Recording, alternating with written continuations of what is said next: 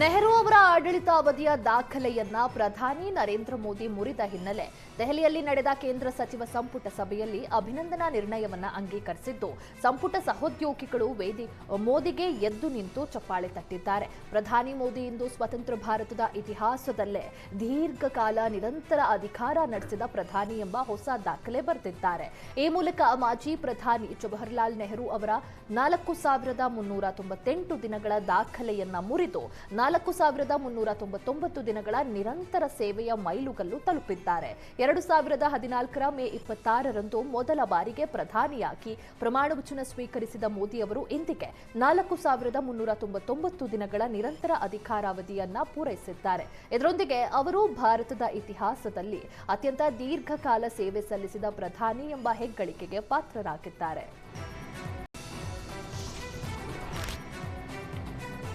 ಮೇಕೆದಾಟು ಯೋಜನೆ ಜಾರಿಗೆ ಒತ್ತಾಯಿಸಿ ರಾಮನಗರದಲ್ಲಿ ಕನ್ನಡಪರ ಹೋರಾಟಗಾರ ವಾಟಾಳ್ ನಾಗರಾಜ್ ಪ್ರತಿಭಟನೆ ನಡೆಸಿದ್ದಾರೆ.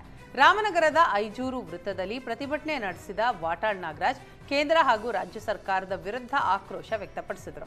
ಮೇಕೆದಾಟು ಯೋಜನೆಗೆ ತಮಿಳುನಾಡು ಸಿಎಂ ವಿಜಯ್ ವಿರೋಧ ವ್ಯಕ್ತಪಡಿಸಿದರು. ಕರ್ನಾಟಕ ಸರ್ಕಾರ ಮೌನ ವಹಿಸಿದೆ. ತಮಿಳುನಾಡಿನಲ್ಲಿ ಕಾಂಗ್ರೆಸ್ ಹಾಗೂ ಟಿವಿಕೆ ಮೈತ್ರಿಯಾಗಿದೆ. ವಿಜಯ್ಗಾಗಿ ರಾಜ್ಯ ಸರ್ಕಾರ ಸೈಲೆಂಟ್ ಆಗಿದೆ ಅಂತ ವಾಟಾಳ್ ಆರೋಪಿಸಿದ್ದಾರೆ. ಸಿಎಂ ಡಿಕೆ ಶಿವಕುಮಾರ್ ಕೂಡಲೇ ಮೇಕೆದಾಟು ಯೋಜನೆಗೆ ಚಾಲನೆ ಕೊಡಬೇಕು, ಇಲ್ಲದೆ ಹೋದರೆ ರಾಜೀನಾಮೆ ಕೊಡಬೇಕು ಅಂತ ವಾಟಾಳ್ ಆಗ್ರಹಿಸಿದರು.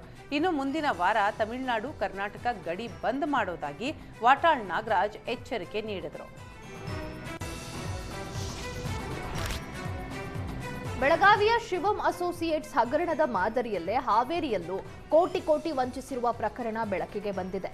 ಸಾವಿರಾರು ಮಹಿಳೆಯರಿಗೆ ವರ್ಕ್ ಫ್ರಮ್ ಹೋಮ್ ಹೆಸರಲ್ಲಿ ವಂಚಿಸಿ ಬರೋಬ್ಬರಿ 10 ಕೋಟಿ ಹಣ ಪಡೆದು ಆರೋಪಿಗಳು ಪರಾರಿಯಾಗಿದ್ದಾರೆ. ಹಾವೇರಿಯಲ್ಲಿ ಎಸ್ಎಲ್ವಿ ಮಹಿಳಾ ಮಾರ್ಟ್ ಎಂಬ ಕಂಪನಿ ತೆರೆದಿದ್ದ ವಿನಾಯಕ ಆನ್ವೇರಿ ಹಾಗೂ ರಮ್ಯಾ ಎಂಬುವರು ಮಹಿಳೆಯರ ಬಳಿ ಹಣ ಪಡೆದು ಎಸ್ಕೇಪ್ ಆಗಿದ್ದಾರೆ. ಆರೋಪಿಗಳು ಊದಬತ್ತಿ, ಮೇಣದಬತ್ತಿ, ಕರ್ಪೂರ, ಧೂಪ ಇತರೆ ಸಾಮಗ್ರಿಗಳನ್ನ ಕೊಡ್ತೇವೆ, ಮನೆಯಲ್ಲೇ ಪ್ಯಾಕಿಂಗ್ ಮಾಡಿಕೊಟ್ರೆ ತಿಂಗಳಿಗೆ 20,000ಕ್ಕೂ ಹೆಚ್ಚು ಲಾಭ ನೀಡೋದಾಗಿ ಆಮಿಷ ಒಡ್ಡಿದ್ರಂತೆ. ಕನಿಷ್ಠ 25,000 ರೂಪಾಯಿಯಿಂದ 5 ಲಕ್ಷದವರೆಗೆ ಡೆಪಾಸಿಟ್ ಇಡಿ, 1 ಲಕ್ಷಕ್ಕೆ ಪ್ರತಿ ತಿಂಗಳಿಗೆ 26,000 ರೂಪಾಯಿ ಆದಾಯ ಕೊಡ್ತೇವೆ ಎಂದು ನಂಬಿಸಿ ಮೋಸ ಮಾಡಿದ್ದಾರಂತೆ. ಈ ಸಂಬಂಧ ಆರೋಪಿಗಳಾದ ವಿನಾಯಕ ಆನ್ವೇರಿ ಹಾಗೂ ರಮ್ಯಾ ವಿರುದ್ಧ ಶಹರಾ ಠಾಣೆಗೆ ಮಹಿಳೆಯರು ದೂರು ನೀಡಿದ್ದು ಆರೋಪಿಗಳ ಬಂಧನಕ್ಕೆ ಒತ್ತಾಯಿಸಿದ್ದಾರೆ. ಚಿತ್ರದುರ್ಗದ ರೇಣುಕಾಸ್ವಾಮಿ ಕೊಲೆ ಪ್ರಕರಣದಲ್ಲಿ ಪ್ರಾಸಿಕ್ಯೂಷನ್ಗೆ ಹೈಕೋರ್ಟ್ನಲ್ಲಿ ಹಿನ್ನಡೆಯಾಗಿದೆ. ಪ್ರಕರಣದ 5 ಪ್ರಮುಖ ಆರೋಪಿಗಳಿಗೆ ನೀಡಲಾಗಿದ್ದ ಜಾಮೀನನ್ನ ರದ್ದುಗೊಳಿಸುವಂತೆ ಕೋರಿ ಸಲ್ಲಿಸಲಾಗಿದ್ದ ಅರ್ಜಿಯನ್ನು ಹೈಕೋರ್ಟ್ ವಜಾಗೊಳಿಸಿ ಆದೇಶ ಹೊರಡಿಸಿದೆ. ದರ್ಶನ್ ಸಹಚರರಾದ ಪವನ್, ರಾಘವೇಂದ್ರ, ನಂದೀಶ್, ವಿನಯ್ ಹಾಗೂ ಧನರಾಜ್ ಅವರಿಗೆ ಕೆಳ ಹಂತದ ನ್ಯಾಯಾಲಯ ನೀಡಿದ್ದ ಜಾಮೀನನ್ನ ಪ್ರಶ್ನಿಸಿ ಪ್ರಾಸಿಕ್ಯೂಷನ್ ಹೈಕೋರ್ಟ್ ಮೆಟ್ಟಿಲೇರಿತ್ತು. ಈ ಆರೋಪಿಗಳು ಹೊರಬಂದಲ್ಲಿ ಸಾಕ್ಷ್ಯ ನಾಶಪಡಿಸುವ ಸಾಧ್ಯತೆ ಇದೆ ಅಂತ ವಾದಿಸಲಾಗಿತ್ತು. ಆದರೆ ವಾದ ಪ್ರತಿವಾದಗಳನ್ನು ಆಲಿಸಿದ್ದ ನ್ಯಾಯಮೂರ್ತಿ ರಾಚಯ್ಯ ಅವರಿದ್ದ ಏಕಸದಸ್ಯ ಪೀಠ ಇಂದು ಪ್ರಾಸಿಕ್ಯೂಷನ್ ಅರ್ಜಿಯನ್ನ ವಜಾಗೊಳಿಸಿದ್ದು ಆರೋಪಿಗಳ ಜಾಮೀನನ್ನ ಎತ್ತಿ ಹಿಡಿದಿದೆ.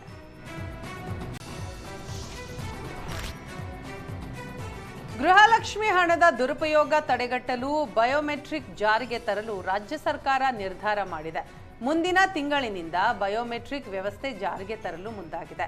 ಬಯೋಮೆಟ್ರಿಕ್ ಜೊತೆಗೆ ಗೃಹಲಕ್ಷ್ಮಿ ಸೊಸೈಟಿಗೆ ಸದಸ್ಯತ್ವವನ್ನು ಕೂಡ ಮಹಿಳಾ ಮತ್ತು ಮಕ್ಕಳ ಕಲ್ಯಾಣ ಇಲಾಖೆ ಮಾಡಿಕೊಳ್ತಾ ಇದೆ.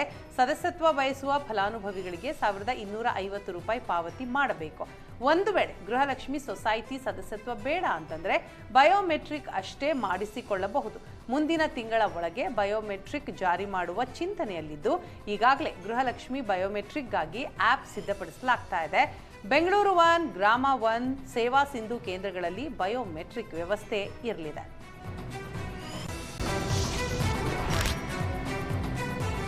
ರಾಜಧಾನಿ ಬೆಂಗಳೂರಿನಲ್ಲಿ ದಿನೇ ದಿನೇ ಸಿಲಿಂಡರ್ ಕಳ್ಳತನ ಪ್ರಕರಣಗಳು ಜಾಸ್ತಿ ಆಗ್ತಾ ಇವೆ. ಆಟೋದಲ್ಲಿ ಬಂದ ಕಳ್ಳನೋರ್ವ ಬೀಗ ಮುರಿದು ಸಿಲಿಂಡರ್ ಕದ್ದು ಎಸ್ಕೇಪ್ ಆಗಿದ್ದಾನೆ. ಚಂದ್ರ ಲೇಔಟ್ ನಿವಾಸಿ ಸಾಗರ್ ಎಂಬುವವರ ಮನೆಯಲ್ಲಿ ಕಳ್ಳತನವಾಗಿದೆ. ಖದೀಮಾ ಆಟೋದಲ್ಲಿ ಬಂದು ಸಿಲಿಂಡರ್ ಕದ್ದೊಯ್ಯುವ ದೃಶ್ಯ ಸಿಸಿಟಿವಿ ಕ್ಯಾಮೆರಾದಲ್ಲಿ ಸೆರೆಯಾಗಿದೆ. ಇನ್ನು ಸಿಲಿಂಡರ್ ಕಳ್ಳತನ ಸಂಬಂಧ ಮನೆ ಮಾಲೀಕ ಸಾಗರ್ ಪೊಲೀಸ್ ಠಾಣೆಗೆ ದೂರು ನೀಡಲು ಯತ್ನಿಸಿದ್ದಾರೆ. ಆದರೆ ಪೊಲೀಸರು ಇವೆಲ್ಲ ಮಾಮೂಲಿ, ಸಿಲಿಂಡರ್ ಕಳ್ಳತನಕ್ಕೆ ಎಲ್ಲ ಕೇಸ್ ಮಾಡೋಕ್ಕಾಗಲ್ಲ ಅಂತ ಮನೆ ಮಾಲೀಕ ಸಾಗರ್ನ ವಾಪಸ್ ಕಳಿಸಿದ್ದಾರಂತೆ.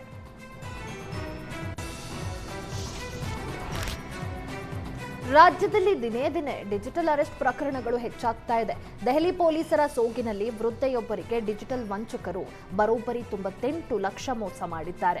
ಬೊಮ್ಮನಹಳ್ಳಿ ನಿವಾಸಿಯಾದ 60 ವರ್ಷದ ಸ್ವರ್ಣಲತಾ ಎಂಬುವರಿಗೆ ವಿಡಿಯೋ ಕಾಲ್ ಮಾಡಿರುವ ಡಿಜಿಟಲ್ ಕಳ್ಳರು, ನೀವು ಅಕ್ರಮ ಹಣ ವರ್ಗಾವಣೆಯಲ್ಲಿ ಭಾಗಿಯಾಗಿದ್ದೀರಿ, ನಿಮ್ಮ ಬಂಧನಕ್ಕೆ ಸುಪ್ರೀಂ ಕೋರ್ಟ್ ಆರ್ಡರ್ ಇದೆ ಎಂದು ಬೆದರಿಕೆ ಒಡ್ಡಿದ್ದಾರೆ.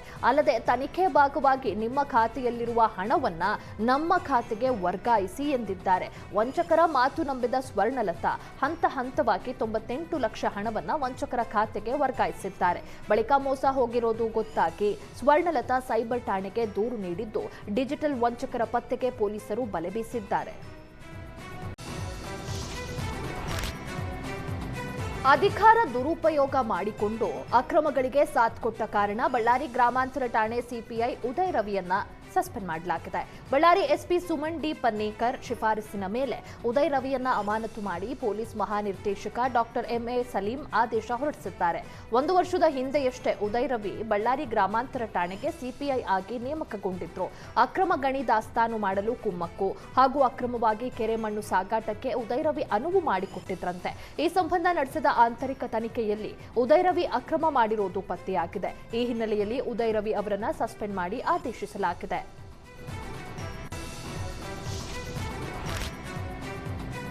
ಕೊಪ್ಪಳದಲ್ಲಿ ಎಸ್ಬಿಐ ಎಟಿಎಂ ದರೋಡೆಗೆ ಯತ್ನಿಸಲಾಗಿದೆ. ಕೊಪ್ಪಳ ನಗರದ ಹೊಸಪೇಟೆ ರಸ್ತೆಯಲ್ಲಿರುವ ಎಸ್ಬಿಐ ಬ್ಯಾಂಕ್ನ ಎಟಿಎಂನ ದರೋಡೆ ಮಾಡಲು ಕಳ್ಳರು ಯತ್ನಿಸಿದ್ದಾರೆ.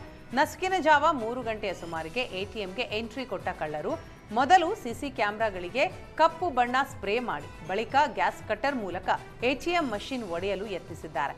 ಗ್ಯಾಸ್ ಕಟರ್ ಬಳಸಿದ ಕಾರಣ ಬೆಂಕಿ ಹೊತ್ಕೊಂಡಿದ್ದು ಕಳ್ಳರು ಎಸ್ಕೇಪ್ ಆಗಿದ್ದಾರೆ. ತಕ್ಷಣವೇ ಅಕ್ಕಪಕ್ಕದ ನಿವಾಸಿಗಳು ಅಗ್ನಿಶಾಮಕ ದಳಕ್ಕೆ ಮಾಹಿತಿಯನ್ನ ಕೊಟ್ಟು ಅಗ್ನಿಶಾಮಕ ದಳದ ಸಿಬ್ಬಂದಿ ಬೆಂಕಿ ನಂದಿಸಿದ್ದಾರೆ. ಘಟನಾ ಸ್ಥಳಕ್ಕೆ ಕೊಪ್ಪಳ ನಗರ ಪೊಲೀಸರು ಭೇಟಿ ಕೊಟ್ಟು ಪರಿಶೀಲನೆ ನಡೆಸಿದ್ದಾರೆ.